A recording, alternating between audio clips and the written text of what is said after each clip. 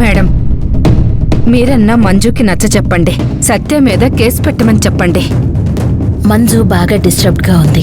సత్య మీద కేసు పెట్టడం తనకిష్టం లేదనే చెప్తోంది.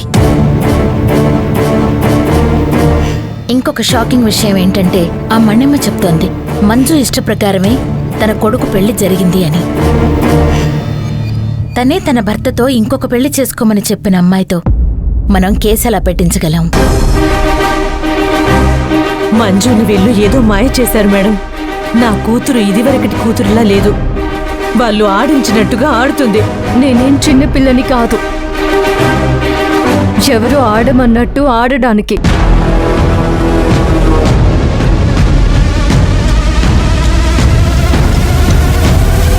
అమ్మా మంజు, మనం మన ఇంటికి వెళ్దాం. నువ్విక్కడ ఉండటం అంత మంచిది కాదనిపిస్తుందమ్మా. అమ్మా, మీరు అనవసరంగా భయపడుతున్నారు.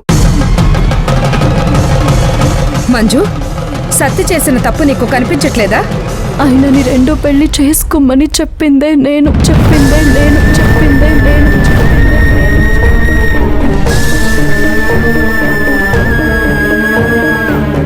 ఎందుకు మంజు నీకు నువ్వే శిక్ష విధించుకుంటున్నావు? మేడం, ఈ విషయంలో నన్ను క్షమించండి.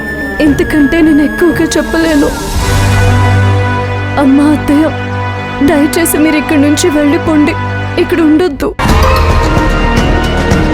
మంజు, నువ్వు చెప్పిన అర్థం చేసుకోలేకపోతున్నావు. మేడం, మీరంటే నాకు గౌరవం. నన్ను క్షమించండి.